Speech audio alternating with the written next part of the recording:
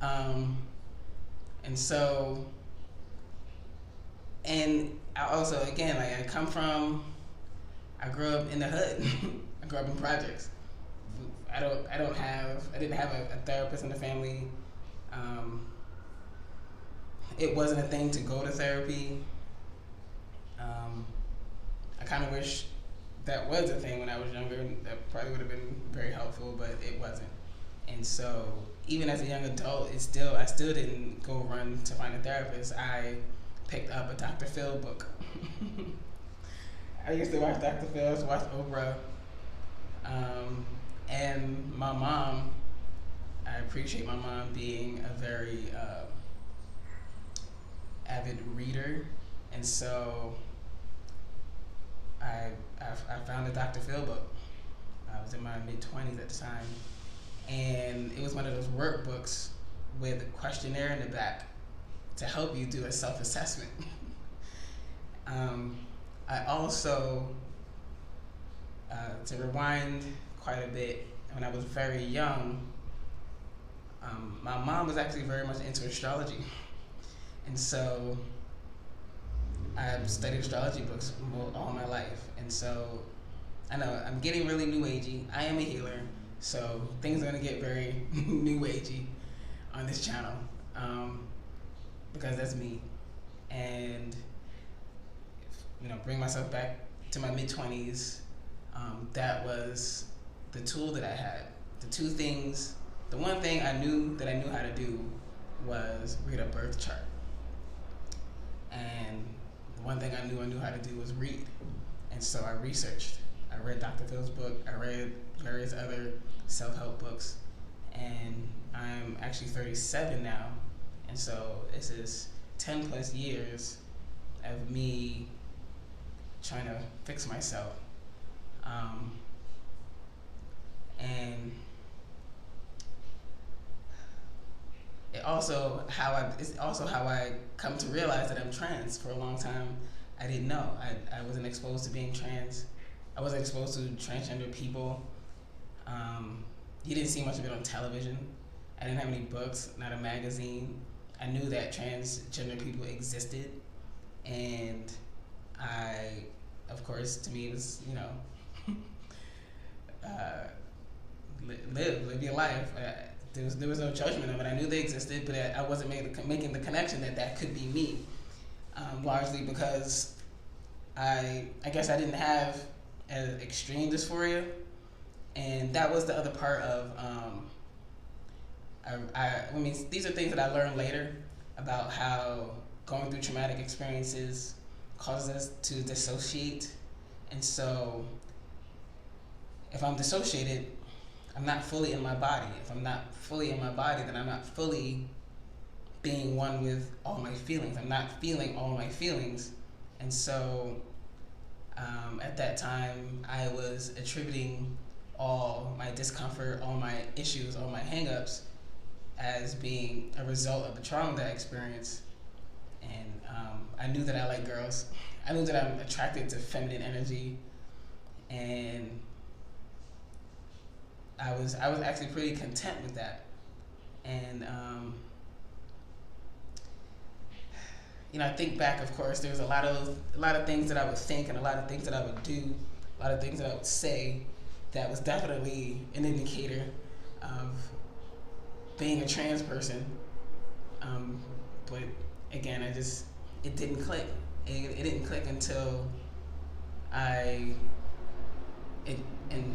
it clicked during the process of learning about the various coping mechanisms that is developed from trauma, and basically studying what that is, and finding ways to address those issues within myself through various experiences, and also utilizing what I knew about astrology. Believe it or not, I knew how to read a birth chart. I knew how to read a birth chart. And if anybody's familiar with birth charts, you have the zodiac. You have a wheel. It's broken up into 12 houses, We have various placements and various signs in your chart. And so I utilize this tool as a way of studying the various aspects of myself. And the saying that really resonated with me at the time was know thyself. So I figured, okay, if I don't know nothing else, I need to know me. I need to know who I am. I need to know how these things affected me. And by knowing that, I can address them the best way that I could figure out at the time with what I knew. Definitely a lot of trial and error, and bringing back to how that relates to this page. Fast forward to me naming a page ProjectTransZenDance. I named it that because, for one, I'm trans. My name is Zena, and dance is about music because I'm a musician, I'm a DJ, but it's also about movement. It's about largely about this chapter that I'm in now, where because I'm feeling more and more in my body, I'm less and less dissociating, and there's a overwhelmingness to that, to feeling all these emotions that I wasn't allowing myself to feel before.